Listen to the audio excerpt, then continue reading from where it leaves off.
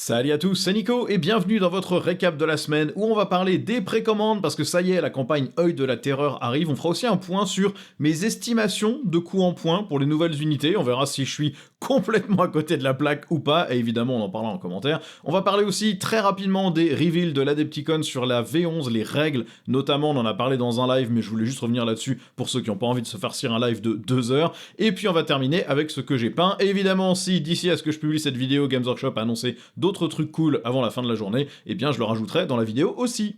Alors, si on commence par les précommandes, on a pas mal de choses qui vont arriver ce week-end. On a évidemment la sortie de la campagne Œil de la Terreur, donc vous avez toujours ce système de boîte avec 3 livrets, où vous avez comme toujours un peu le lore de la zone de bataille. Vous avez Apocalypse, qui a l'air d'être le retour du mode de jeu Apocalypse, où vous allez pouvoir jouer avec beaucoup de véhicules, beaucoup de trucs sur la table, donc j'imagine peut-être sur des tables un peu plus grandes, avec peut-être des règles adaptées pour les véhicules, pour leur permettre de passer les murs plus facilement, peut-être des choses comme ça, on verra ce qu'il y a dedans. Et puis vous avez des nouveaux détachements, donc il y en aura pour les Space Marines du Chaos, pour les Space Marines pas du Chaos, pour les Chevaliers Impériaux et les Chevaliers du Chaos, et l'Admech, sachant que d'habitude il y a 2 détachements à peu près par armée, là ça sera pas forcément le cas, puisque en général il y a 6 détachements dans ces bouquins, et là on a déjà 5 armées qui en bénéficient. Donc on verra, est-ce qu'ils ont doublé le nombre par rapport à d'habitude, ou est-ce qu'il y a juste des armées qui en ont encore plus. Bon, pourquoi avoir refait un détachement Space Marine, vous allez me demander, je ne sais pas, ils en ont déjà 12 000, ils sont pas du tout dans cette campagne-là spécifiquement, hein. Là on est vraiment sur les Iron Warriors, sur l'Admech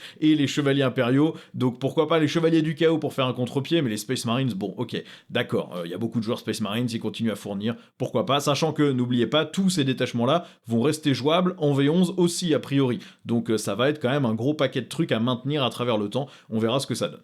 Évidemment, vous allez pouvoir précommander ça, ou l'édition collector, bon, comme d'hab, toutes les règles seront disponibles gratuitement, à part peut-être le mode Apocalypse, mais je suis sûr qu'on trouvera ça sur internet facilement aussi, donc si vous n'arrivez pas à les choper, si vous n'êtes pas un gros collectionneur de bouquins, c'est pas très grave. On a évidemment la précommande de Kravek Morn, le personnage Terminator Iron Warriors, très très stylé, j'adore la figurine, il a d'excellentes règles en plus, on en parlera rapidement quand j'essaierai d'estimer les coups en points, très belle figurine, vraiment cool. On a ici le nouveau Defiler, alors lui à mon avis il va être compliqué à choper puisqu'il est dispo pour les Space Marines du Chaos, la Death Guard, les Thousand Sons, les Emperor Children et les World Eaters, donc tout le monde va vouloir s'en payer un ou deux ou plus parce qu'en plus la datasheet est craquée, la figurine est surpuissante, donc on verra le coup en point évidemment lié à ça, mais en tout cas ces règles sont vraiment très très bonnes, notamment le fait de traverser les murs librement sans problème.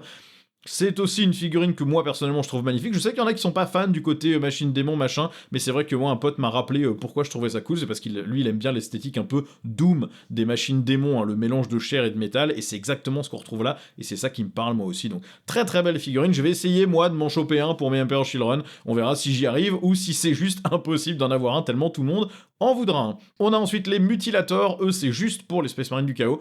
Un peu moins fan des figues, c'est pas moche, mais c'est pas très funky, ça ressemble moins à de la mutation avec des armes qui ont poussé et plus à des armes greffées sur une monstruosité de chair. Je suis un petit peu moins emballé par ces figurines. Maintenant, la fiche d'unité est pas mal, on verra à peu près les coups en point que j'ai en tête pour ce genre de truc. Iron Warriors, vous avez la petite grappe d'amélioration, comme toujours un peu décevante, hein, c'est vraiment que si vous voulez des épaulières. Bon, il y a pas mal de casques et de têtes, notamment des vieilles marques, des vieilles variantes d'anciennes armures énergétiques, donc ça peut quand même donner un look assez stylé. Maintenant, vous pouviez déjà le faire avec un peu d'impression 3D pour les épaulières, et puis au niveau des armes, la variété est pas non plus hallucinante, donc voilà, faudra voir ce que ça fait. Là, ils mettent tout un tas d'épaulières avec des chevrons peints dessus, mais je pense pas que les chevrons soient modélisés pour en faciliter la peinture, donc je sais pas trop dans quelle mesure ces épaulières sont vraiment très utiles ou pas. Vous avez la patrouille Iron Warriors avec le Warpsmith, avec des Avox, avec 10 légionnaires et avec des Terminators. C'est pas une mauvaise patrouille, je trouve que là pour le coup vous en avez pour votre pognon, vous avez quand même 3 bonnes unités et un personnage, je trouve que c'est sympa, là voilà, il n'y a pas de truc qui réduit la valeur artificiellement avec un vieux Rhino ou un vieux truc, vous avez la grappe d'amélioration avec, je trouve que c'est plutôt sympa si vous voulez vous compléter une force de Space Marine du Chaos ou si vous voulez en commencer une, ça peut être très bien, même si vous voulez pas les peindre en Iron Warriors, ça reste une très belle boîte pour d'autres légions aussi. Bon, les dés, on s'en fout. Tulia Gould, ça c'est le nouveau personnage nommé Admech, alors La fiche d'unité est pas mal, mais c'est vrai que si on la compare avec Belisarius Call, c'est moins bien, donc il faudra voir le coup en point, parce que elle donne pas ce fameux serment de l'instant, qui est le seul truc qui fait que l'armée Admech fonctionne correctement aujourd'hui, donc à voir, est-ce qu'on la prend ou pas. Maintenant on pourra prendre les deux, hein, on en parlera dans les coups en point que je mettrai sur ces unités, mais on a le droit de prendre les deux dans la même liste, hein, ça c'est indiqué dans les commentaires de règles.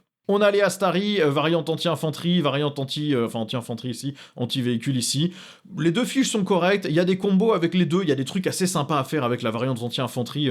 Vous mettez un maréchal Skitari, vous les embarquez dans un transport, le transport, vous les débarquez, le transport tire sur l'unité, et du coup avec le maréchal vous relancez toutes les touches, toutes les blessures. Si vous avez la bonne doctrine, ça peut faire très très mal, surtout si vous avez un détachement qui vous donne potentiellement double doctrine avec le maréchal. Dans ce cas-là, vous avez le plus 1 la CT et le plus 1 la PA si vous avez une unité derrière. Ça peut faire des gros trous quand même, et la variante anti-véhicule va être très cool puisque c'est juste 4 tirs de canon laser sur lequel vous allez pouvoir mettre des buffs de relance des touches et éventuellement de relance des blesses si vous les embarquez dans un transport aussi. Il y a des trucs très fun à faire avec eux, donc les fiches sont vraiment pas mal. J'étais un peu déçu de la variante anti-infanterie, mais en réfléchissant, en regardant les combos, il y a des trucs cool, et en plus les figurines sont vraiment belles, je trouve. On retrouve ce look Admech, et on commence à empiéter presque un peu sur le territoire des trucs hérésie, avec des jambes tournées dans le mauvais sens, un corps un peu plus massif, voilà, on n'est pas sur les myrmidons, mais on est sur un truc qui est quand même sympatoche.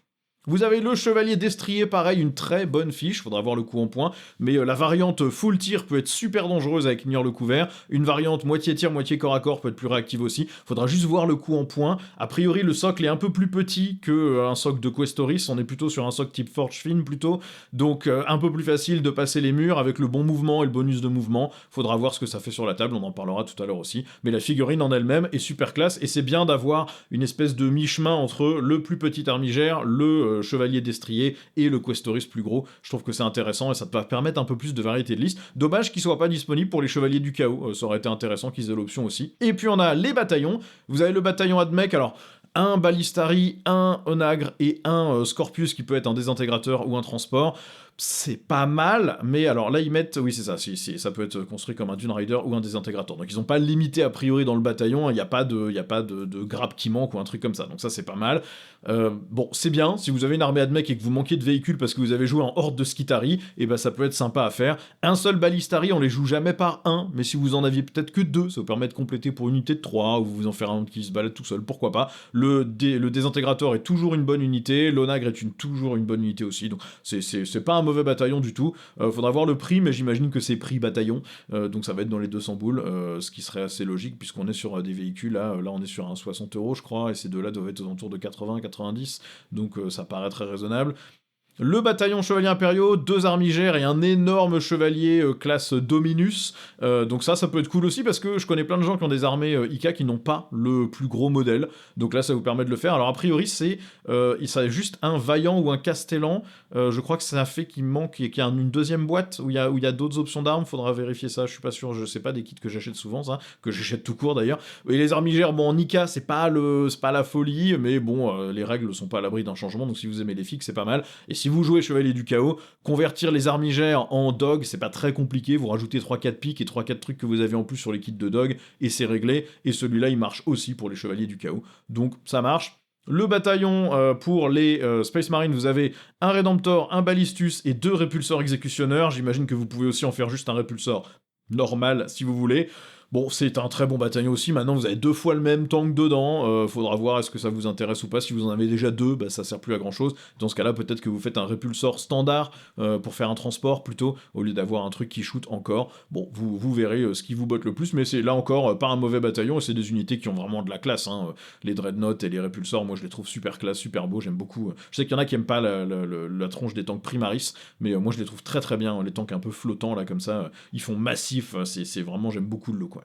Du coup, on va passer sur mes estimations de coûts en points. J'imagine qu'on va avoir tout ça durant la semaine, hein. Ils vont nous faire une petite mise à jour sans doute mercredi ou jeudi, avec les règles des détachements, avec les coûts en points. Donc évidemment, à ce moment-là, je vous ferai une vidéo dédiée sur chacun de ces trucs-là, et on verra. En attendant, je voulais un peu m'amuser à prédire combien ça pourrait coûter. Alors vous me direz en commentaire si vous pensez que je suis complètement cinglé et que c'est beaucoup trop peu cher ou beaucoup trop cher. Évidemment, c'est toujours un sujet à débat, hein, ce genre de truc. Mais je voulais vous donner ce qui, moi, me semble pas si débile en termes de coûts en points. Puis évidemment, on en discute, hein, j'ai pas la science infuse du tout.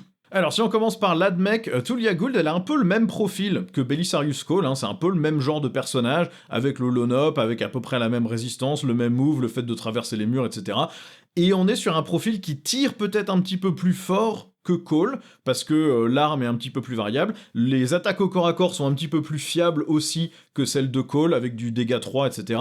Par contre, les buffs qu'elle donne sont plutôt moins bons que ceux de Belisarius Cawl, parce que vous avez pas le fameux serment de l'instant, vous avez des trucs très utiles, mais qui fonctionnent que sur elle-même ou une unité Skitari à 6 pouces. Alors, elle sera toujours à 6 pouces d'unité infanterie pour être le NOP, il y a de fortes chances, donc ça sera bien, mais ce qu'elle donne va être extrêmement dépendant du match-up et de la doctrine que vous avez choisi, et je pense qu'il y a plein de cas où on va se rendre compte qu'en fait, on va prendre un choix par défaut, mais c'est pas un buff significatif. À mon sens, elle va coûter à peu près le même prix que Belisarius Cawl. Alors attention, c'est bien noté, ça doit être votre seigneur de guerre.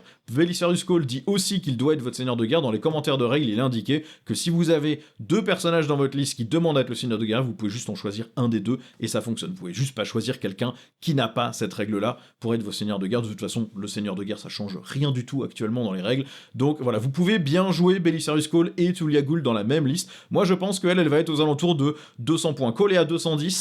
Je la vois entre 180 et 200, 210 aussi. À mon avis, ils vont la mettre à peu près au même prix Cawl et ça sera un peu trop cher parce que tout le monde préférera prendre Belisarius Cawl parce qu'il donne la relance des touches sur une cible pour toute votre armée, ce qui est extrêmement utile en admech. Mais voilà, je pense que le coût en points devrait être entre 180 et 210 parce que les buffs qu'elle donne sont juste un peu moins bons que ceux de Cawl et sa capacité de dégâts est très correcte, mais ça reste 2 tirs de canon laser avec des wounds et ensuite quelques tirs dégâts 1 en anti-infanterie qui sont même pas un lance-flamme. Et vous avez ensuite quelques attaques au corps à corps, mais là encore c'est 12 attaques dégâts 1 ou 6 attaques dégâts 3, donc c'est pas non plus un personnage qui va massacrer absolument tout, hein. Y a pas de relance des blesses, y a pas de machin comme ça, c'est pas un personnage avec une stabilité hallucinante sur la blessure, donc voilà, 180 à 200, je pense que c'est cohérent pour elle. Les Astari, alors à mon avis on va être à peu près sur le même prix pour les deux, je serais assez surpris qu'il y ait des grosses différences de coût en points entre les deux. Les deux unités sont potentiellement intéressantes, on est sur un profil qui ressemble à celui des Sicariens, sauf qu'on a une save à 3 au lieu d'une save à 4, et on a toujours l'invulne à 5, par contre on n'a pas discrétion, alors que les Sicariens ont discrétion, et on bouge beaucoup moins vite que les Sicariens. Donc à mon avis, avoir le même prix que des Ruststalkers serait pas ridicule. Les Ruststalkers c'est 85 points je crois, les 5. Là à mon avis, à entre 85 et 100 points maxi pour 5 Astari, c'est le max qu'on va payer pour ça, parce que ça bouge moins bien, parce que ça n'a pas discrétion, parce que c'est un profil type Space Marine avec une invue à 5, et ça en général ça dégage de la table en un tour dès que c'est visible. Par contre, ça a un potentiel de dégâts qui n'est pas ridicule du tout, surtout avec certains combos embarqués dans un transport ou avec un petit maréchal pour leur donner une relance. Ou voilà, il y a plein de choses qui peuvent être faites avec eux. Ils peuvent être menés par plein de personnages différents. Du coup, tous les technoprêtres, le technogure, voilà ce genre de choses. Le technogure, le techno-archéologue. Voilà, il y a plein de choses qui peuvent leur donner certains boosts et certaines améliorations. Donc pour moi, c'est entre 85 et 100 points, c'est le maximum que moi je serais prêt à payer pour ce genre d'unité. Je les vois pas coûter plus cher que ça. Le chevalier destrier, c'est assez dur à dire exactement où on le mettrait, parce que les profils de chevaliers impériaux, ou de chevaliers du chaos, ou d'armigères, etc., n'ont pas le coût en points qu'ils devraient avoir pour leur profil. Quand vous regardez un dog à 150 points pour un truc qui a 6 attaques, dégâts D6+1, force 14, machin, ça n'a aucun sens, c'est moins cher qu'un balistus pour un truc qui est mieux sur quasiment tous les éléments de son profil. Ça bouge plus vite, c'est plus efficace, ça tape mieux, ça tank globalement mieux avec l'invulne, donc il y a toujours un costing qui est pas cohérent par rapport au profil que vous avez parce que vous en avez très peu sur la table et que donc un craquage vous prive d'une ressource indispensable. Donc il sera pas costé pour son profil dans n'importe quelle autre armée coûterait aux alentours de 300 points, je pense. À mon avis, il sera pas aux alentours de 300 points, il va être aux alentours de 250 à mon avis et ça va être vraiment pas très très cher. Le problème c'est que si vous le mettez aux alentours des 200, il est vraiment pas assez cher. Il est bien meilleur qu'un armigère et payer 60 à 50 points de plus seulement pour tout ce que vous gagnez, ça serait pas logique. Si vous le mettez aux alentours de 300, vous êtes qu'une quarantaine de points en dessous d'un Questoris complet.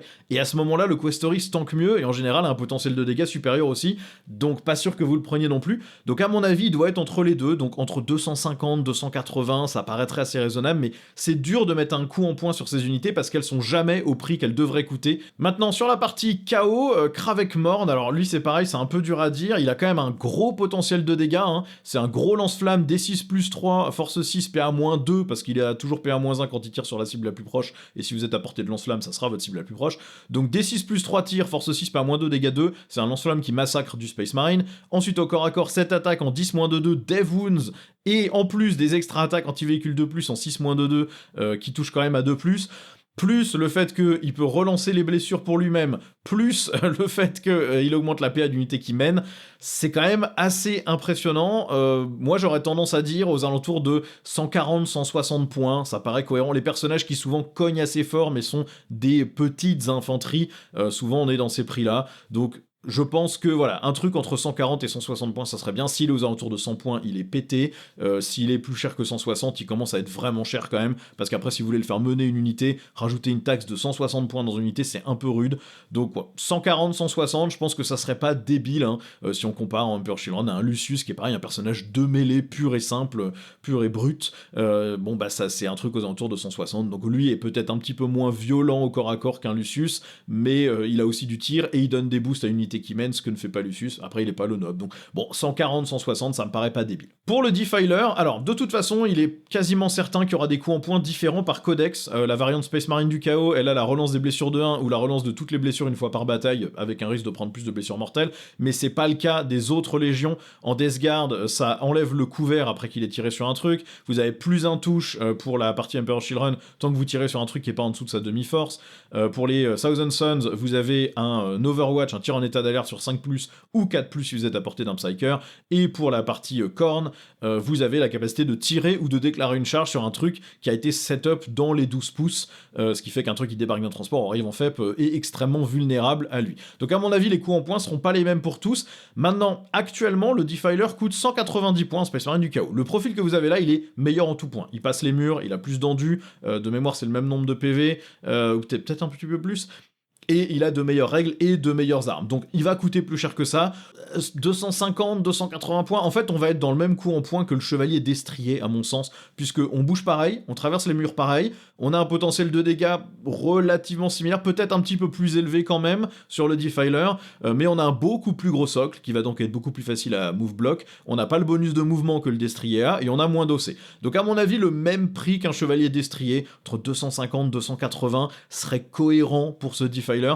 mais je pense que les coups en points seront différents par codex, donc on verra, il y en a peut-être, on va dire que ceux qui sont considérés comme les moins efficaces seront peut-être aux alentours de 250, et les meilleurs aux alentours de 280. S'ils sont en dessous de 250, pour moi là c'est pété, parce que là vous en jouez 3 tout le temps, c'est trop gros, ça bouge toute la table, ça tape trop fort, ça tire trop fort, ça tank bien, à 200 points, si ça reste dans les coups en points actuels du Defiler, c'est complètement craqué. Et enfin on a les Mutilators, alors eux c'est pareil, j'ai un peu de mal à leur mettre un coup en point, on est sur un profil un peu type Terminator à la Russe Custo, c'est-à-dire que ça bouge à 5, c'est en du 7, ça a plus de PV que les Custo à la Russe, mais la même OC, et ça a une moins bonne invulnérable, ça a aussi Deep Strike, mais vous avez les pactes sombres qui vous permettent d'avoir touche soutenue ou touche fatale, et vous avez des blessures mortelles à l'impact, là où les Terminators à la Russe vont relancer les blessures contre certains types d'unités et retourner en frappe en profondeur une fois par bataille.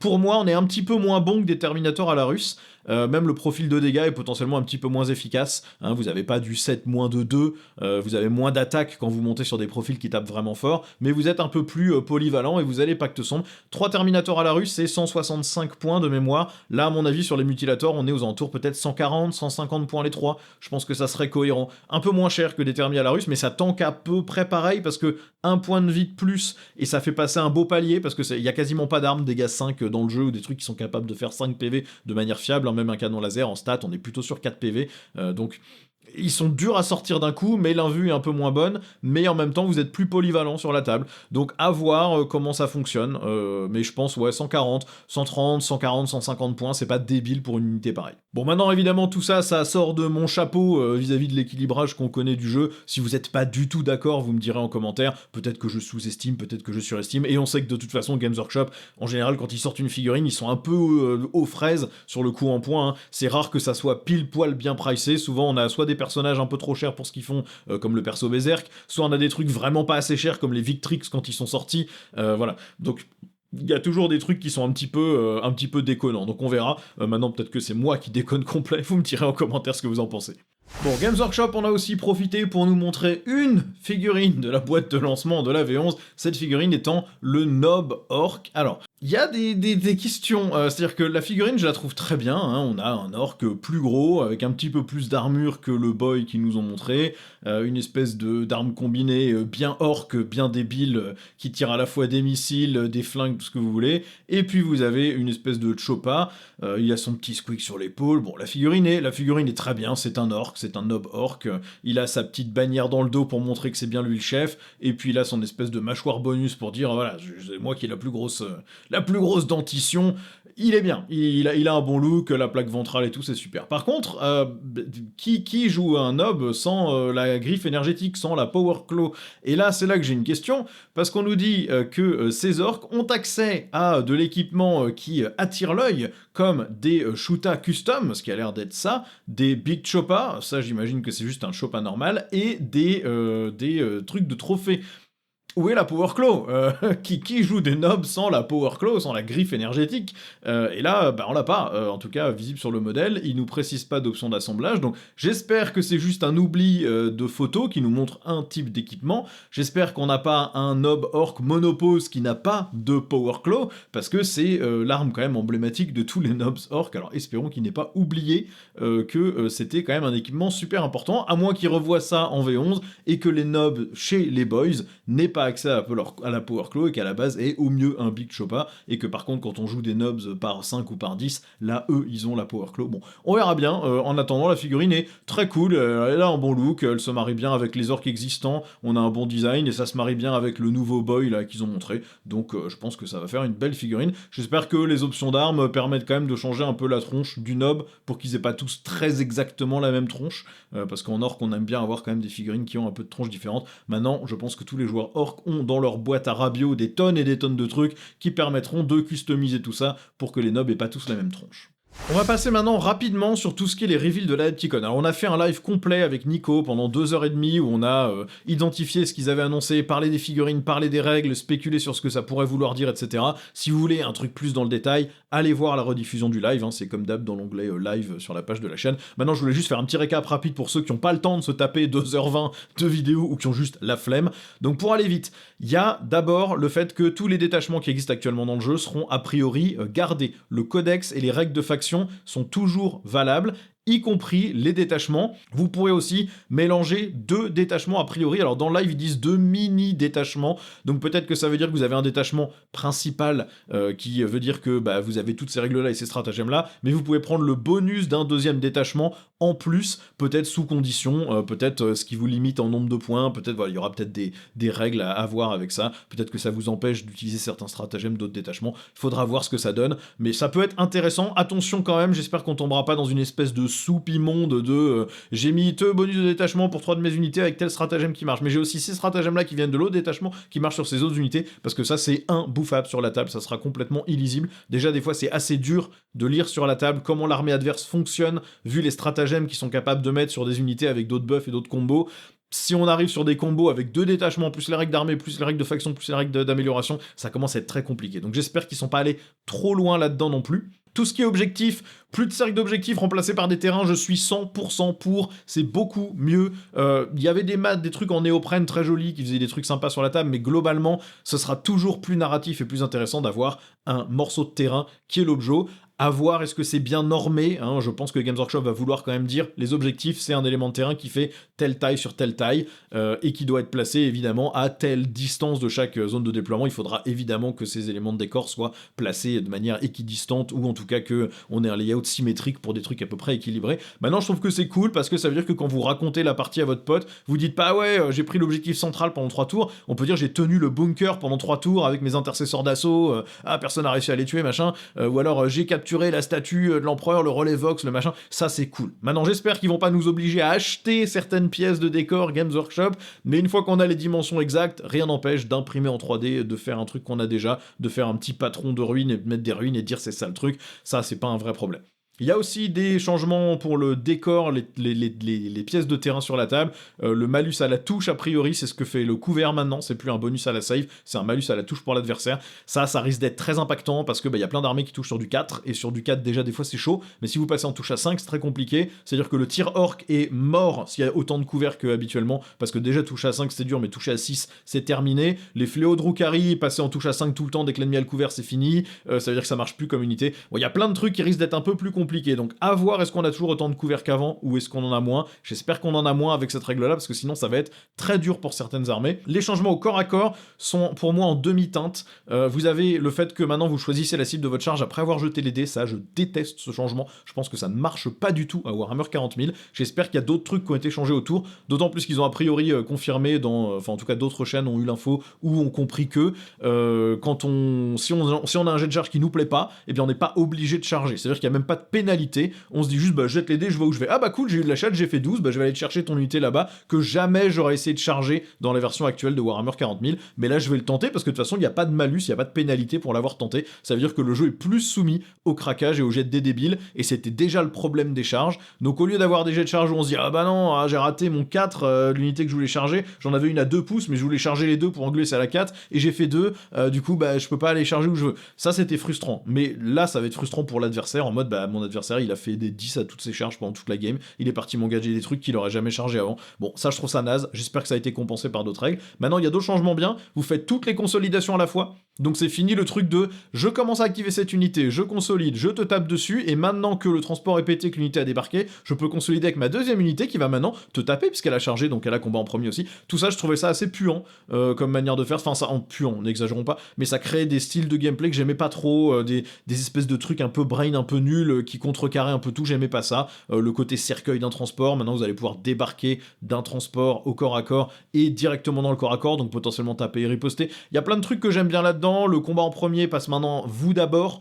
donc c'est votre tour, vous tapez en premier si vous avez combat en premier, donc il y a plus de mais je peux jamais charger cette unité là parce qu'elle me découpe direct, sinon je trouve ça plutôt plus intéressant, ça évite des contres un peu chiants, des trucs où on se regarde en chien de faïence. Je trouve que c'est plutôt plus dynamique et ça évite de fermer complètement des zones de la table. Ça, je trouve que c'est des bonnes modifications. Toujours sur le tir, il y a a priori aussi un autre modificateur qui est que tant qu'une unité ne s'est pas du tout activée, c'est-à-dire qu'elle a pas tiré, elle a pas chargé, elle a pas combattu, elle est invisible des unités adverses si ces unités sont à 15 pouces ou plus et que vous êtes entièrement dans un décor, ou en tout cas si vous êtes dans un décor. Donc ça veut dire qu'il y a plein de ruines qui vont pouvoir être placées un peu en mode ligne de vue réelle, où vous allez pouvoir dire en fait on voit à travers, mais si t'es pas dans les 15 pouces, tu me vois pas parce que j'ai pas encore tiré. Ça, en même temps, j'aime bien, parce que ça évite le tir indirect des enfers qui te dit tu sais quoi, je touche à 4 mais j'ai des rerolls de partout et j'ai 10 trucs qui font du tir indirect, ton unité qui tient ton objet elle est morte, T1. Tu joues Drukhari, c'est pas de chance. Ça, je trouvais ça vraiment relou, et donc ça t'obligeait à jouer des trucs en frappant en profondeur, à jouer un sticky par-ci par-là, machin. Là, ça va être très sympa, ça va ouvrir des possibilités de jeu.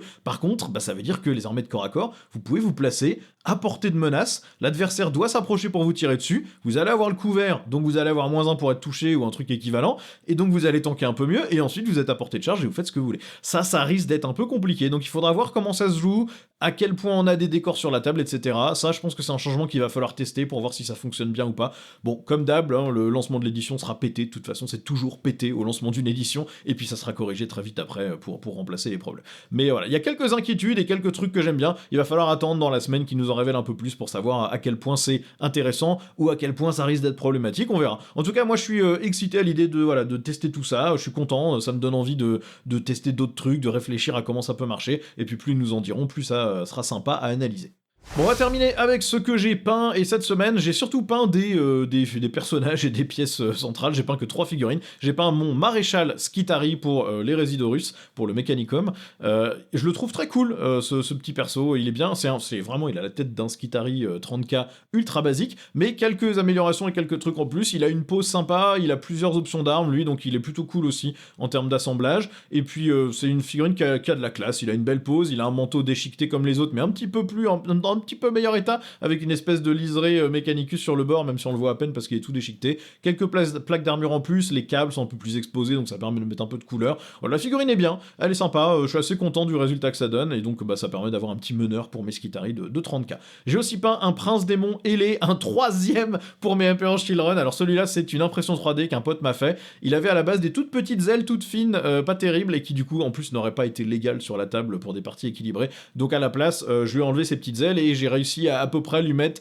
des ailes de Prince Démon ailé en plastique, puisque j'avais un Prince Démon à pied dont j'ai pas utilisé les ailes. Donc je lui ai collé celle-là. Maintenant, il a les bonnes dimensions, il est un tout petit peu plus petit en hauteur, mais vraiment pas grand-chose, donc je pense que ça posera pas de soucis. Et c'est une figurine qui est très belle, j'aime beaucoup la tête qu'il a, il a vraiment une tête de mec de l'excès, il a la tête du shitlord absolu qui te regarde droit dans les yeux en mode oui, j'arrive, et j'aime bien la tête qu'il a, j'aime bien son espèce d'arme sonique sous le bras aussi qui est plutôt cool, son épée et une espèce de pince en dessous, les dimensions sont bonnes, il a une pose qui est très dynamique, qui marche bien, beaucoup plus dynamique que le Prince Démon ailé classique, ce qui va beaucoup mieux avec l'Emperor Children. Alors, comme toujours, figurine imprimée en 3D, moins agréable à peindre qu'une figurine en plastique, il y a un truc, même le niveau de qualité de l'impression est excellent, hein, mon pote il a imprimé ça vraiment propre, on voit quasiment pas de couches ou de petits traits comme on a sur certaines impressions, hein, c'est en résine évidemment, mais il y a toujours un truc qui fait que la peinture accroche pas tout à fait pareil, qu'à la sous-couche ça fait des trucs pas tout à fait nickel, c'est pas aussi agréable à peindre qu'une figurine en plastique je trouve,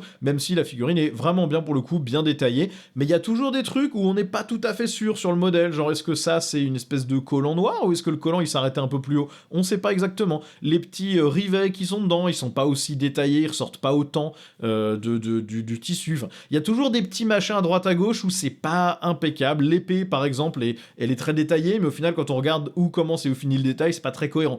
Il y a toujours des trucs pas nickel, mais globalement la figurine est super classe, et quand je vais jouer en amical en tout cas c'est toujours ce Prince Démon là que je mettrai si je joue en Prince Démon ailé, parce qu'il est beaucoup trop cool, et puis je suis assez content du résultat une fois peint, comme d'hab sur les impressions 3D j'ai du mal à m'appliquer à 100% parce que c'est moins agréable à peindre, mais je trouve que le rendu est plutôt propre, et puis j'ai aussi peint un petit décor, une petite statue, en me disant que si un jour on peut choisir les éléments de décor qu'on veut pour faire des objets, et bien une petite statue ça peut être sympa, ou à mettre au milieu d'une ruine, ou à mettre sur une table narrative, ça sera cool, donc voilà, c'est une statue, c'est pareil, c'est une impression 3D que j'ai acheté sur Etsy, je ne saurais pas du tout vous dire quel est l'imprimeur de ce truc-là.